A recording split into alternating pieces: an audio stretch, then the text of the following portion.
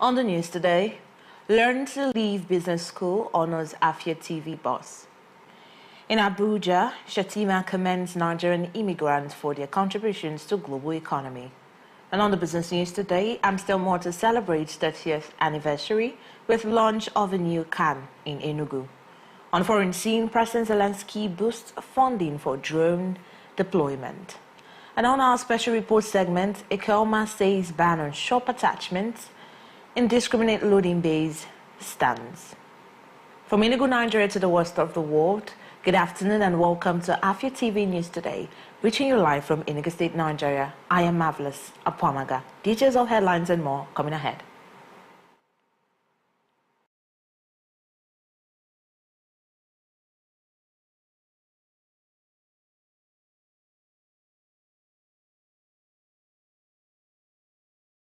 A call has been made to leaders both in the public and private sector to create a conducive working environment in order to improve overall well-being of workers and provide a principled value-based leadership in future. This issue was raised at a Global Consultants Conference during the 2024 convocation ceremony of Learn and Leave Business School UK here in Enugu State. Our correspondent Chidima Madu has the detail.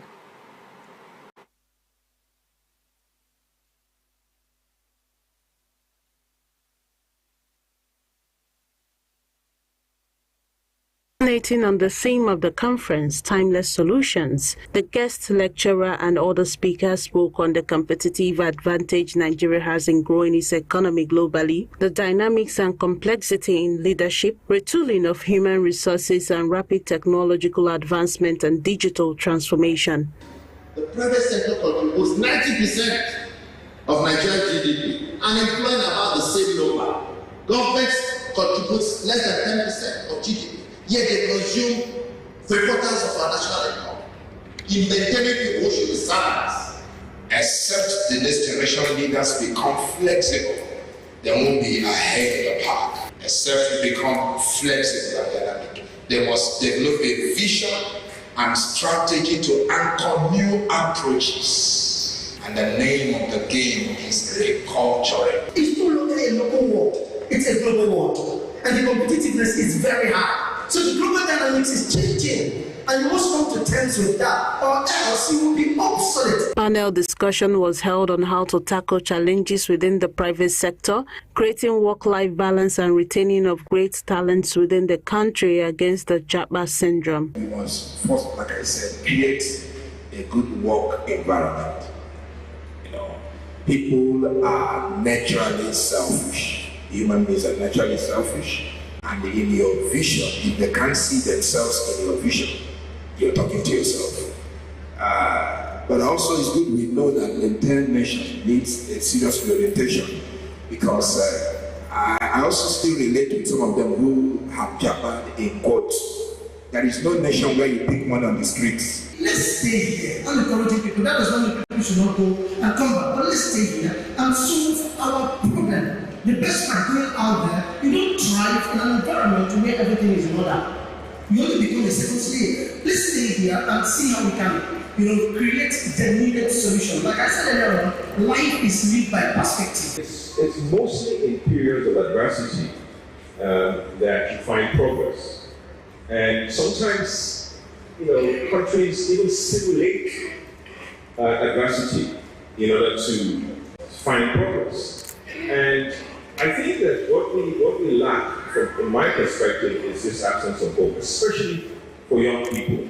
But when that leadership is able to inspire hope that we're going to go through these challenges, we're going to come out stronger, we feel that sense of ownership. It is that lack of ownership of our country. We feel that our country is being owned or being run by people who do not serve our interests. At the ceremony, graduates were presented with their certificates as the Chief Executive Director of Afia TV, Dr. Emeka was conferred with honorary doctorate in strategic management, leadership development, and business administration. I want to thank you all, and I thank this faculty of this school, and we will do all we can to continue to promote the tenets of this great institution.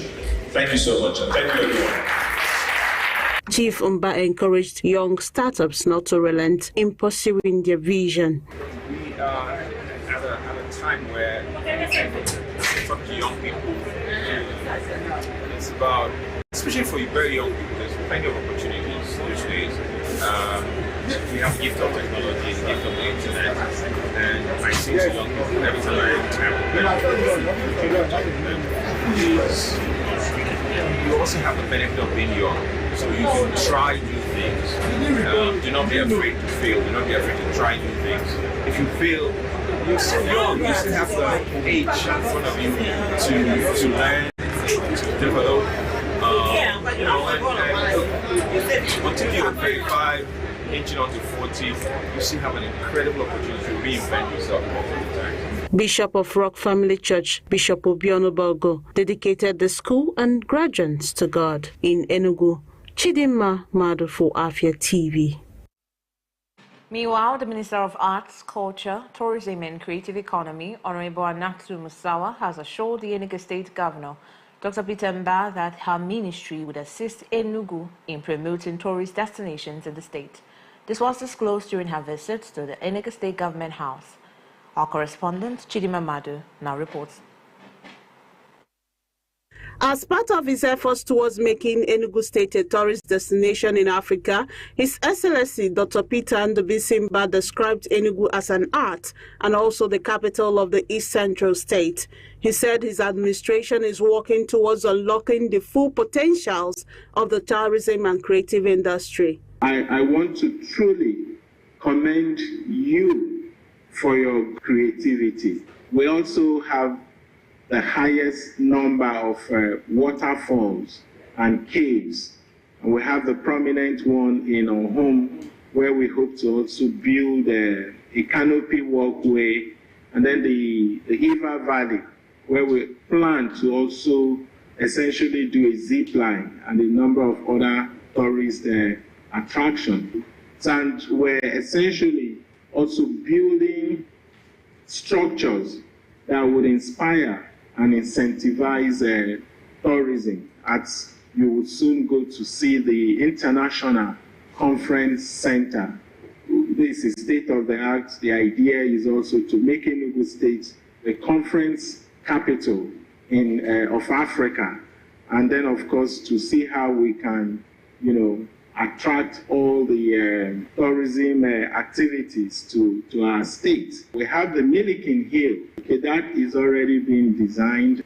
The idea is to essentially not only have that place recognized as a heritage site, but also make sure that we build a world-class theme park there. The Minister of Arts, Culture, Tourism and Creative Economy, Honorable Hanatu Musawa, said that the federal government will collaborate with Governor Mba to promote tourism sites within the state.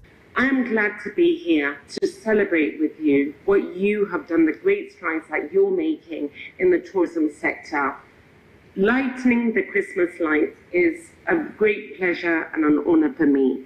I look forward to working with you. We are working on a very robust and intricate plan as to what we will do in every single state. And I look forward to working closely with not only the tourism ministry, but also the cultural ministry and the creative ministry to see what we can do to really put a stamp in what you have to offer from the eastern part of Nigeria. What you have done with your smart schools and in your innovative thinking has really opened up the space. And I think the trajectory of Nigeria, when the history of Nigeria is written, what you would have done in the 8 years, in Jesus' mighty name, is something absolutely, it's something that is really going to set a precedent for other governments to follow. So I thank you for the gift of you. The minister toured round some of the recreational parks within the city. This is a beautiful, beautiful state, and you have the most amazing, innovative governor. May God be with you, and may God be with him as he continues to navigate your state to great heights for the next 7 years. Catholic Bishop of Enugu Diocese, Bishop Callistus Onaga, blessed the Christmas village as the Honorable Minister commissions the arena. Now, this village of lights may remind us of all of the tree of glory on which Christ accomplished our salvation. For this we pray. Lord, give light to our hearts. My dear brothers and sisters in Enugu State, let us follow the governor and his thoughts to now become agents of light. Agents of light to dispel all forms of evil in this state and beyond this state. May God help us to do this through Christ our Lord. The person is kind, and hopefully more and more will come with this very beautiful, innovative governor that you have. Merry Christmas and Happy New Year. Thank you.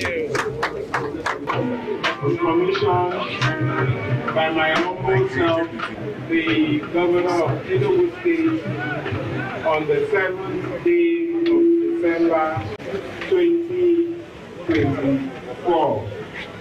To God indeed be the glory. Did we get it right? Yes, we did. Governor Mbah has promised to raise structures that will inspire tourism, which will attract at least 3 million visitors within the state. In Enugu, Chidima Mado for Afia TV. As part of its efforts to promote ethical values and national development, Enugu State Directorate of the National Orientation Agency held a press conference on Monday.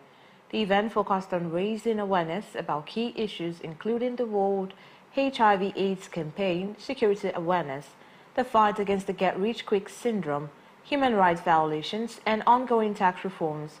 Mr. Emeka Egbugara, Director and Coordinator, Department of Environment, Climate and Energies, representing the Director General National Orientation Agency, Malam Lanre Issa Onilu, shared how enormous work has been put in place by the agency. Nigeria. The National Orientation Agency, I want you to know that we have a mandate. You know, sometimes some people have come to raise that issue that even we have husband and wife get quarrel, they will invite the National Orientation Agency. And even where we are doing something, they say we're not doing anything.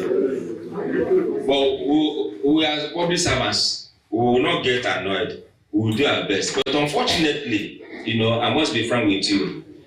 For the past many years, the National Orientation Agency has been really underfunded. There are a lot for us to do. That is true. But it just that recently, by the grace of God, we have a visionary leader who knows his destination and who is also favored by God. Because anything you do without God, you are a failure. That's why today, for the past few months now, our voices are hard. And we are beginning to do something tangible. Because now the government has come to our help.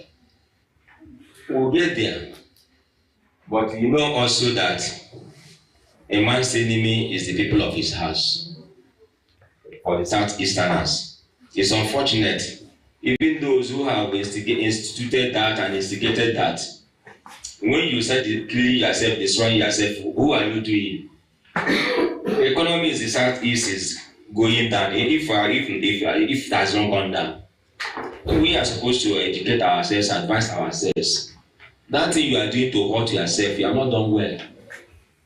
The Southeasterners should sit together. The elders among them, the traditional leaders, call themselves to order and advise themselves. We'll get there. National Orientation Agency have a lot on their shoulder.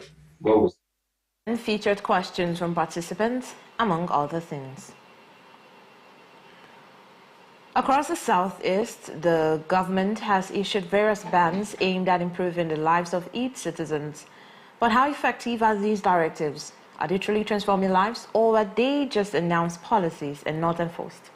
Today we focus on the ban on touting an illegal levy collection in Imo State. Has the ban worked, or is it yet to be enforced? Our bureau chief correspondent in the state, John Kennedy, takes a closer look. The Imo State government banned touting and illegal collection of fees by unauthorized persons in August 2024. This was contained in a statement by the Secretary to the Government of Imo State, Chief Cosmos Iwu, directing that only authorized officials of the Imo State Internal Revenue Service are empowered to collect levies. This was part of efforts to restore order on the roads and ease the burden on commercial drivers. During our visit to Wedrell Junction Park, we observed low presence of touts in the park. At this park, the only unauthorized levy collectors were those simply assisting commercial bus drivers loading their vehicles with passengers, and each full loading, these drivers pay a compulsory 300 naira fee to these persons. Speaking to Afia TV, some drivers told us that the harassment from touts has reduced, but a new challenge has emerged: the police.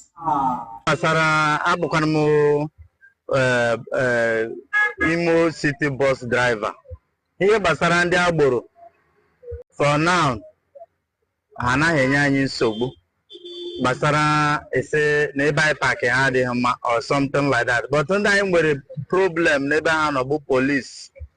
Police iburu mmadụ 4 ha sị gị nye 100 naira, 500 naira, or less bụ mmadụ abụọ mmadụ atọ. But from 4 above, you get your hego. Boroli battery has to get your hego. But you basara ndị agboro less salana na enye ga danyi so. Onwe kwa na yesi ga nye go for ticket, instruction, something like that, or less if the traffic light. So unless if the traffic light, ha ga jidege. Say why it be traffic light. But for ndị agboro enye ga anyi so go on the police say be problem ma you know. The thing that is happening here, extortion of money from out, police, and other.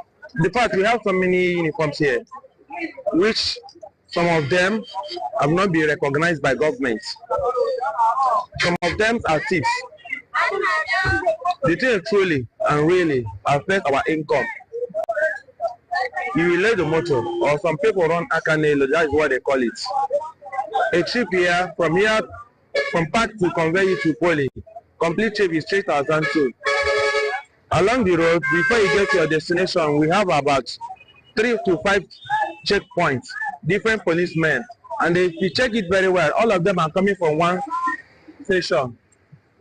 If it not give them money, it will be another thing altogether. From Arboro to Police, Arboro will store their own. Any junction you stop to carry passenger, they say give me 100 naira or 200 naira. If you calculate it from here to Pony, that is my own route. If you check it, about 800 naira have gone out from that money, and you will see settle park after loading. So the things they are doing here is unfair. Government is come to our rescue, like other states, and I have heard that Afia says, let me just say, it has been very tough for us. It has been so tough because at times you spend more than what you earn for the day. The government have to look into it, and because most of them, the touts there, are not being employed or recognized by the government, state government. You know, they just disturb the drivers, extort money from us, and at the end of the day, we now discover that even some of them, we had a report last year, some made away with some vehicles. You understand? And these are the challenges we want government to look into and help us to solve the problems. That's it. It appears that the ban on touts have achieved partial success, with reduced harassments in parks and roads. But on the highways, drivers say police officers are now collecting illegal levies. While the government ban has made some progress, particularly in curbing the activities of these touts, the issue of illegal collection persists now, reportedly at police checkpoints. For many drivers, the promise of relief feels incomplete as the call on the government for intervention. The success of such bans ultimately depends on sustained enforcement and holding all violators accountable, whether they are touts or law enforcement officers. In Owerri, John Kennedy Wona reporting. Thank you, John Kennedy. Now, the Southeast Caucus in the Senate has joined groups of stakeholders in the polity, calling for wider consultations on the tax reform bills pending for consideration and possible passage by both chambers of the National Assembly.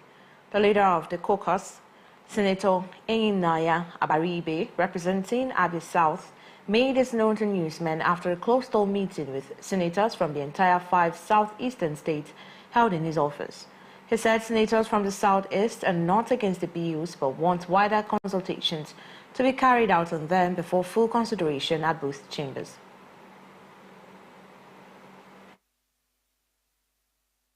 The decision of the Southeast Caucus is that as much as we are not against the bill, that we would also have to do further consultations with our different constituencies and the state governments. And we think that the result of those consultations will lead to a better bill being passed and a much more equitable framework for finances in this country. The presidency and the South-South Senate caucus are calling for immediate consideration of the bills. Other stakeholders in the polity, like the Nigerian Governors Forum, the Northern Senators, Arewa Consultative Forum, among others, want wider consultations. Moving on to the national news, Vice President Kashim Shettima has commended Nigerian immigrants for their invaluable contributions to the global economy, noting that Nigerian leads in diaspora remittances across West Africa. Beyond remittances, Shettima highlighted the remarkable achievement of Nigerians in technology, medicine, sports, creative arts, and other sectors worldwide. Speaking at the 10th Annual National Migration Dialogue held at the Presidential Villa Abuja, Shettima emphasized that migration is not merely geographical movement, but a critical driver of global and national development. He noted that the event's theme aligns with International Migrants' Day, offering a moment to celebrate migration's contributions while reflecting on the need to safeguard migrants' rights. Chief of Army Staff Lieutenant General Olufemi Oluyede on Monday assured Nigerians that the Lokarawa terror group would soon be a thing of the past, citing ongoing joint operations with the armies of neighboring countries. Oluyede stated this while addressing State House correspondents after a closed-door meeting with President Bola Tinubu at the Aso Rock Villa, Abuja. Oluyede highlighted the importance of collaboration with neighboring countries to tackle the cross-border threats posed by the group. I'm here to reassure Mr. President that I will do my best to make Nigeria better in terms of security, and that I'm going to explore doing things maybe in a different way. Probably I'll get some other results that will make Nigeria better. That's my major aim of coming here. Okay, so and to seek his support, which he's been doing over the years, and I expect he will support us to do better. Well, I actually visited 2 formations. That's the one in the Northwest, 8th Division, and the Theatre of Operations in the Northeast. Well, basically, I was there to speak with my officers and soldiers and to make them realize that there's need for us to end all these forms of insecurity in Nigeria. And I made it bold to tell them that I'm going to do things differently, and I expect better results going forward. The Lokarawa group emerged around 2016 or 2017 in Sokoto State as a self-defense militia initiated by local leaders to combat banditry.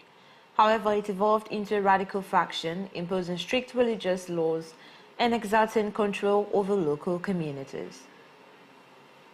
We'll go on a short break now. When we come back, with more stories on the news today. Just stay with us.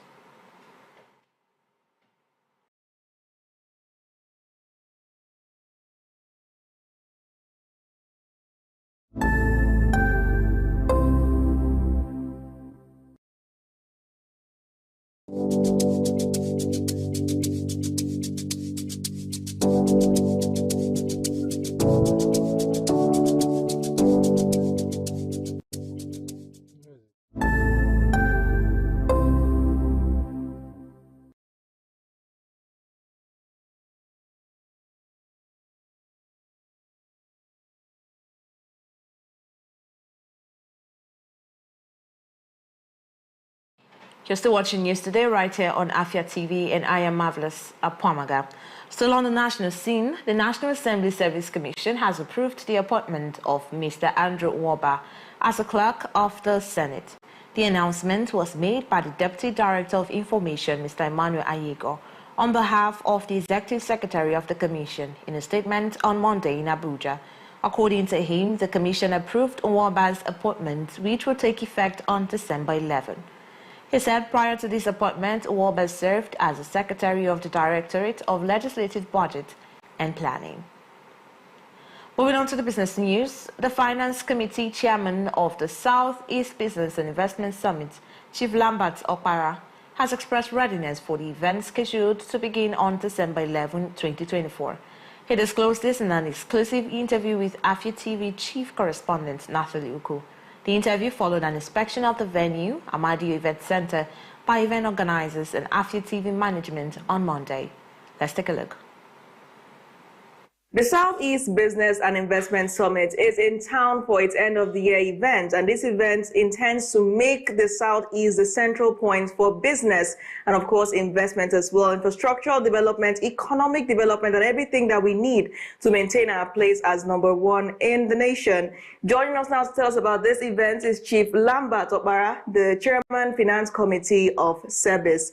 Pleasure to have you with me. Thank you very much. It's a pleasure to be here.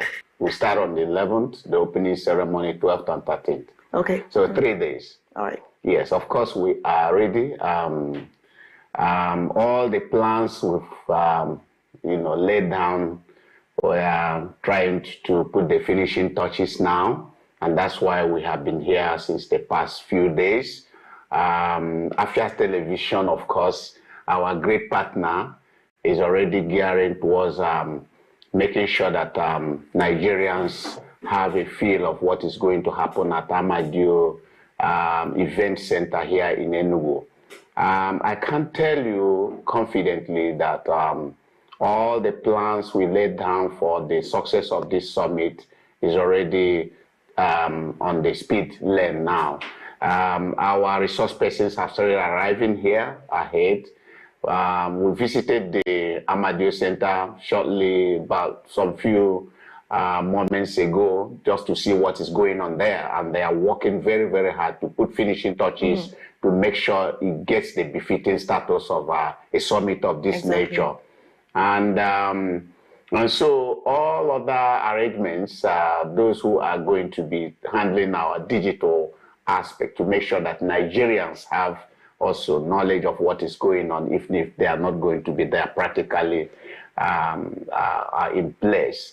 And then, of course, those being expected, particularly from Lagos and other parts of Southeast, they have all indicated intentions to be available. We know that there are quite a lot of issues around the Southeast in terms of business, and that is what SEBIS is coming to address. We are expecting quite a lot of very, very experienced successful businessmen from the Southeast. Of course, you know that Southeast is a home of business people.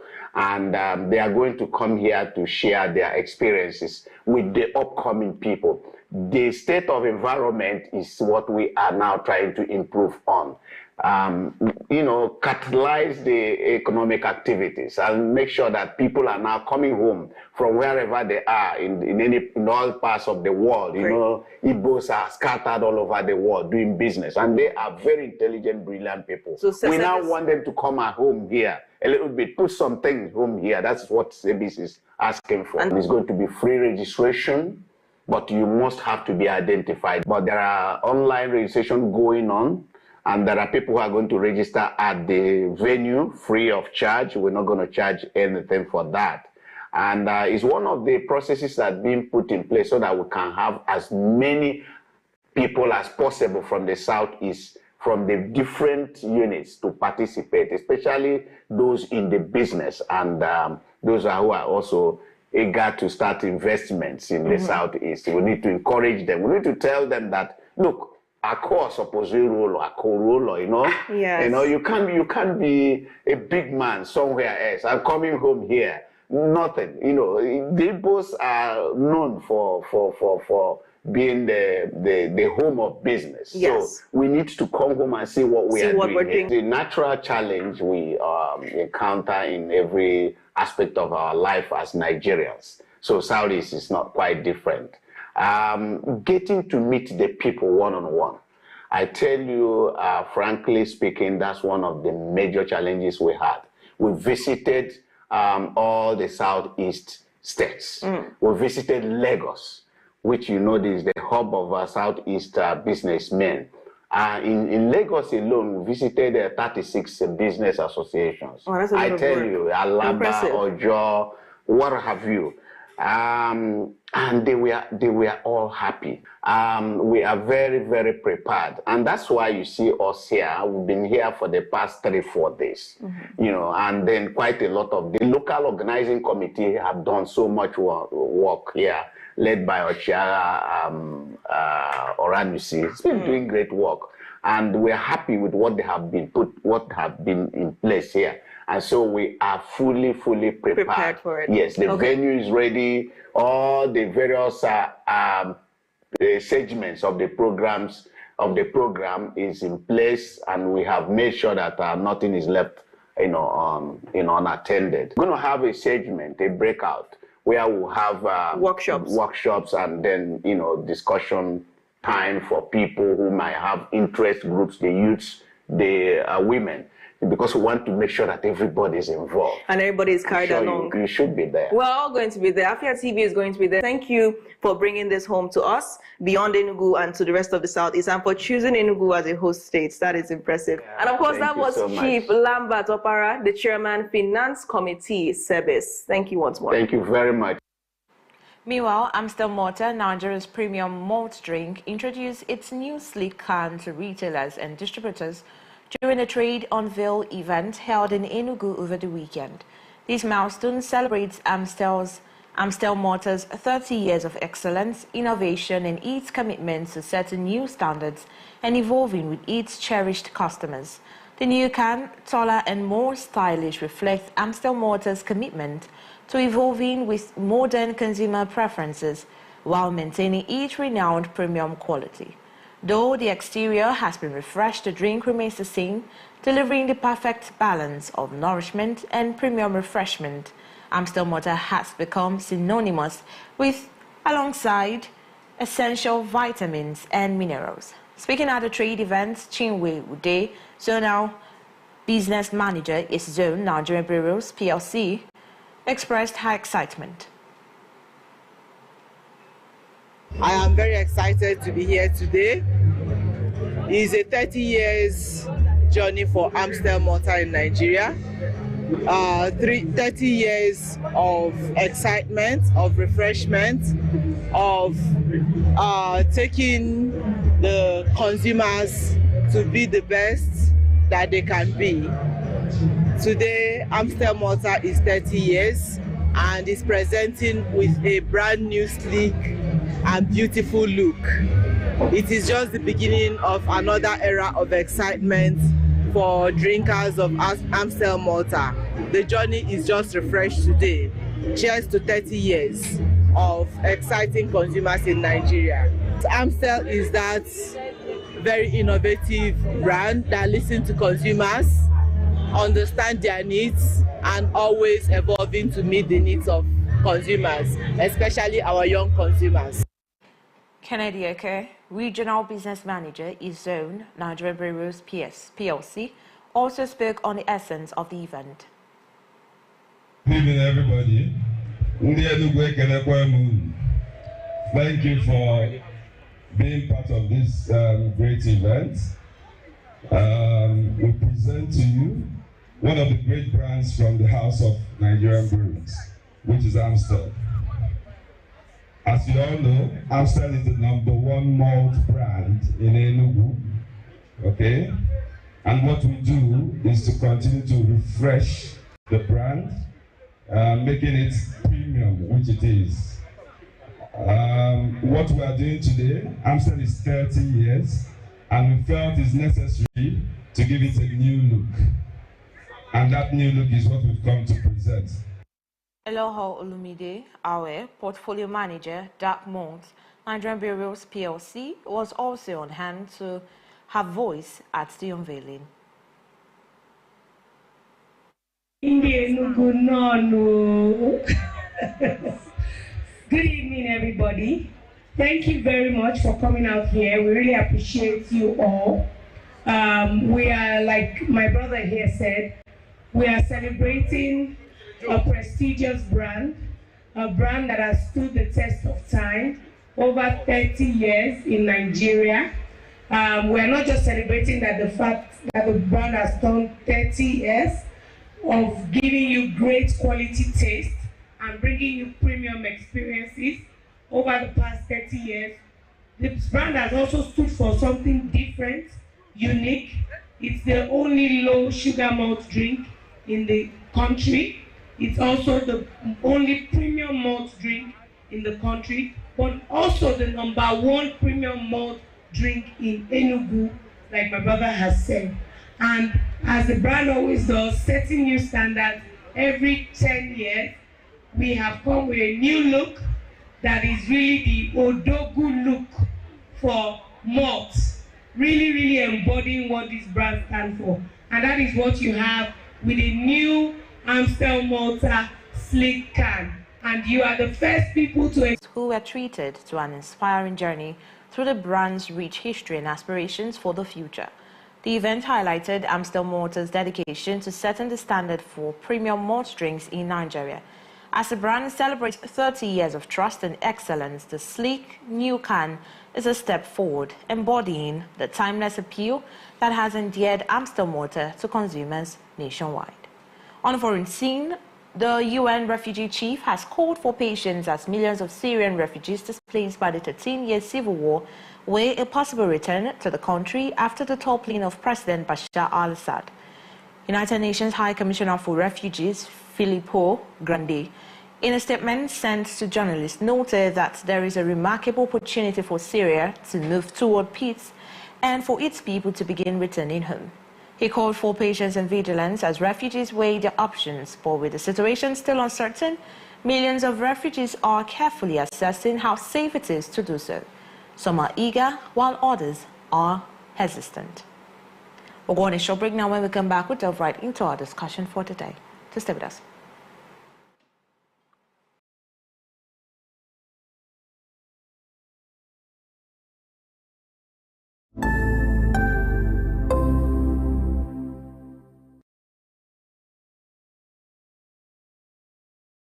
Welcome to the latest and most amazing show on your ladies and gentlemen. Welcome to Lunch Break. You don't sing along. I did sing for real. You're not a backup singer. That's what they do for it.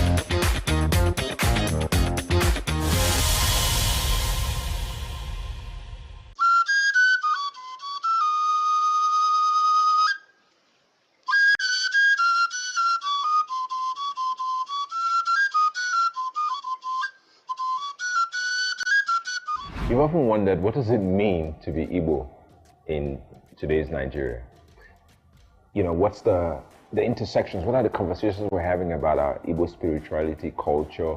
An example is people wearing red cap. You know, everybody wears red cap. Are they entitled to wear it? What does Nzenozo mean? What does Igbo spirituality mean? How have we changed as a society over the last 20, 30, 50, 100 years? Every Thursday, 6 p.m., if you want to know more on libations, as I have a conversation with different people from all walks of life who common thread is being Igbo, or doing business with the Igbo, or living in Igbo land. What does it mean to be Igbo in today's Nigeria? Cheers. And, oh, I need to do this. Let me pour to our ancestors.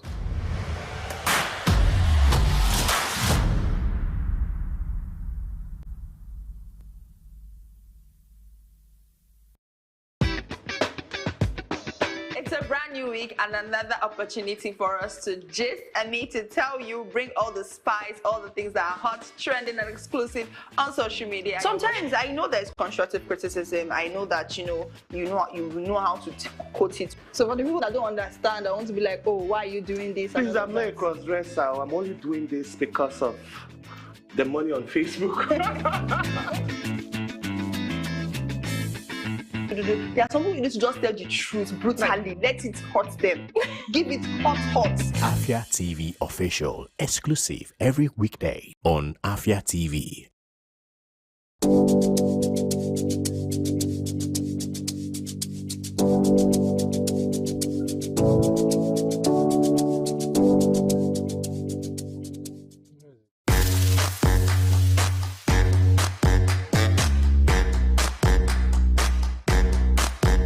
Assalamu alaikum jama'a, sunana mai martaba sarki Abubakar Yusuf Sambo. Ina kallon Afia TV kuma ina jaddada ma jama'an mu su dinga kallon Afia TV. Allah ya taimake su a aikin da suke na kyau.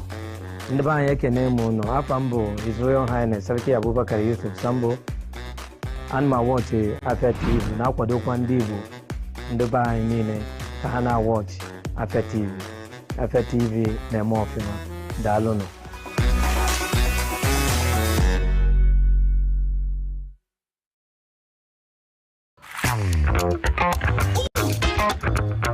Time check, it's 2 p.m. and it's time for us to vibe, chill, and relax. Ladies and gentlemen, welcome to Lunch Break on Afia TV. So Lunch Break is all about the music, it's all about fun, it's all about entertainment, it's all about entertaining gossip and stories from social, it's all about the latest trends, it's about what's lit, it's all about the games with our guests, and yes, in general, I like to say it's all about the vibe and vibes only.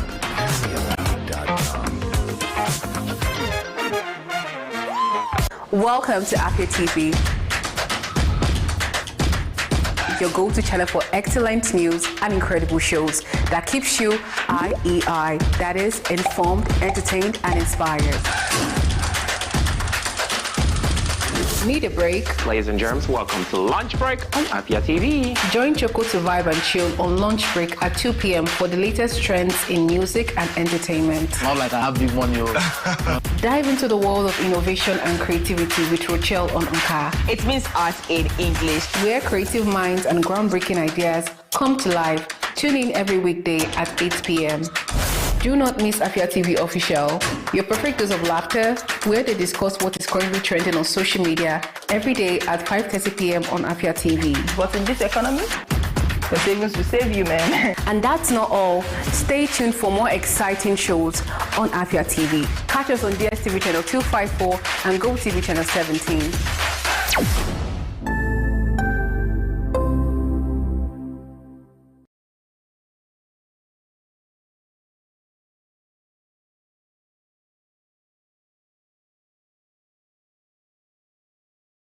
In case you just tuned in, you're watching News Today right here on Afia TV, and I am Marvelous Apwamaga. We have just been joined by Barrister Solomto Chukwu Ozobulu, Senior Legal Officer and Lawyers Alert, and we will be talking about awareness, challenges, and prospects for justice and human rights in Nigeria as we celebrate the International Human Rights Day. You're welcome on the program, ma'am. Thank you very much. Nice to be here. How are you doing today? I'm doing very well. You? I'm fine, thank you. So let's get straight right into our discussion, yeah? How would you say the human rights issues has evolved over the years? But when I'm talking about human rights issues, I talk about how aware an average Nigerian is about their rights and how the violation of, our rights has evolved over the years. Would you say it's getting better? Would you say it's getting worse? Well, getting better or getting worse depends on the angle you're looking at it. So the World Human Rights Day is a day marked to celebrate human rights, to remind everyone on the importance of human rights, how human rights are rights that is behoved on everyone. So it's not given to anyone as a matter of privilege. It is something that is accorded to you by virtue of being a human being. So there's this saying that we are all equal and we should be treated equal with dignity of our persons. This is what human rights is really all about. On the spectrum of Nigerians' understanding of what human rights is and whether we all know our rights, I would say sadly, most Nigerians don't know their rights. And it's not just because they do not want to know their rights, but over and over, some of the rights have been covered with emotions, and we have stopped holding government accountable for things that they do to infringe of the rights of the regular Nigerian. So let's take, for instance, right to life. Right to life, anybody can quote that they know that they have the rights to life, but they do not understand the intricacies of what right to life is all about. If I'm supposed to have access to HIV care and services, and I do not have access to HIV care and services, that automatically means that there's an infringement to my right to life. So yes, most Nigerians can quote off from their head, yes, the Constitution accords me fundamental human rights. Yes, I have human rights. They can say right to life, right to dignity of persons, but they do not understand the intricacies of what each and every of those rights insinuate, or what it means and its implication to them, and how they too can understand that where your rights stop is where the other person's rights begins. So from that perspective, I would say that Nigerians, we have fair knowledge on what human rights is, but we can do better. Okay, so before we go into what is done on International Human Rights Day, let's talk about what causes human rights violations. We're seeing it's very prevalent in our society today. We see it almost like every day on social media. Even most times we experience it ourselves. So what do you think is the cause of this? Okay, it's no coincidence that World Human Rights Day ends the 16 days activism against violence, gender-based violence. And that shows you that perpetrators and violators of rights, most times they do not know. It comes from a place of ignorance, but most times it's from a place of power. When you want to show that I have power over the next person, this is what usually causes human rights infringement. Then structuring in our laws, there are laws that were not thought through, and implications of those laws result to human rights infringement, like the vagrancy laws that we have in our laws, petty offenses. These are the laws that, when you look at it very well, it criminalizes being economically disadvantaged, because if you're homeless, if you walk the streets and you don't know where you're going to, automatically it is considered that you're breaking a law. And what happens? The police arrest you arbitrarily. Most times from Lois Alert's human rights violation report, arbitrarily arrests, battery, assault, and they are the most heightened human rights abuse. And in recent times, due to digital technology, bullying online. So most people do not know that their actions amount to human rights infringement and human rights abuse on the next person. So generally, I think that's why people infringe on the rights of others, other than the show of power.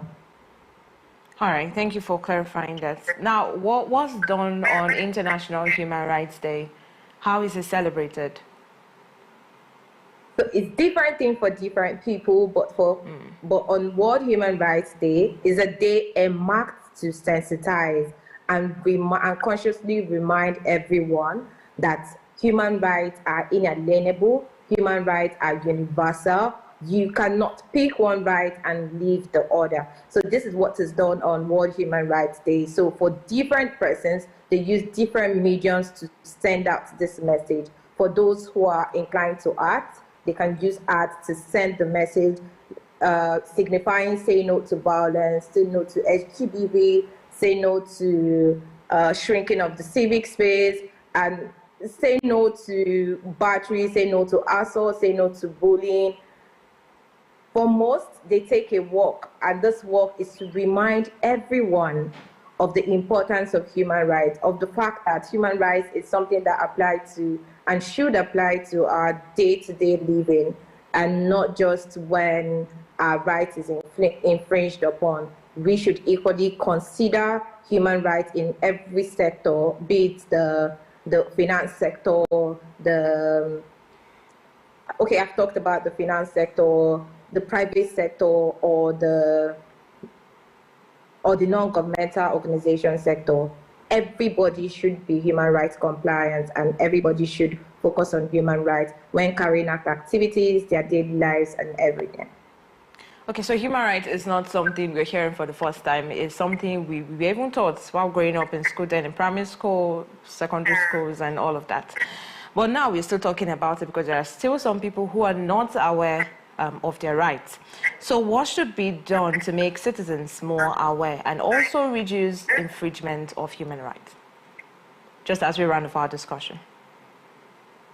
Okay, for solutions, things that could be done for people to be aware of their rights is for media platforms like yourself and other media platforms to sensitize the people. When it comes to human rights, media is very instrumental to send the right message to people to avoid misinformation that can lead to rights violation. So we can start from sensitizing the public, really breaking down the intricacies of each of the rights that we have and what it means to have those rights. Another thing we can do is to strengthen legal frameworks like the Violence Against Persons Prohibition Law. This framework can help to reduce the violation of rights of women and girls and everybody, especially as we are looking at eradicating gender-based violence. We can equally look at the administration of criminal justice law, seeing that these laws are effectively implemented. They don't become just one of those laws that we have that exist on paper, but they do not happen. Then we can strengthen institutions to hold government accountable. And allow, like the Human Rights Commission, they need to be strengthened to be able to do their work because they are an independent body, so that they can be able to do their work of monitoring human rights violations, providing legal solutions, and all the necessary solutions that those whose rights have been violated need. Then we can equally address socioeconomic inequalities. Recall I said something about petty offenses and how petty offenses are those crimes that we have in our law books that shouldn't even be there, and they further divide the economic inequality that exists in our society. So addressing this through access to education, access to healthcare, poverty alleviation programs, and creating job opportunities can contribute to human rights. And most importantly, creating systems and structures that would hold perpetrators accountable and strengthening our judicial system to be independent. Because as a lawyer, while in school, one thing that it kept drumming to our ear is that the law is the last hope of the common man. So if the common man cannot leverage on the law to get a remedy, then the law is really not in the common man. So there's need to strengthen judicial system, truly make our judicial system to be independent, so that the common man can believe that when right is violated, I can go to court and there is punishment for the perpetrator, and I get the deserved compensation, as well as every other civil society adding their voice to creating awareness for those who are legally inclined, instituting strategic impact litigation, and advocating for review of laws and policies so they can align with international treaties and protocols. So these are the solutions, so that I will not say lots more. All right, thank you, Barrister Solum Tochukwu Ozobulu, Senior Legal Officer and Lawyers Alert. Thank you for joining us on the program today. Thank you very much for having me. Now to end the news, here is a recap of the top stories. Learn to Leave Business School honors Afia TV boss. In Abuja, Shettima has commended Nigerian immigrants for their contributions to global economy. And on the business news today, Amstel Motors celebrates 30th anniversary with the launch of a new can in Enugu. On foreign scene, President Zelensky has boosted funding for drone deployment. And that's all on the news today. Many thanks for staying with us. Do not forget to follow us on all social media platforms at Afia TV Official. I am Marvelous Apomaga, saying have a lovely day.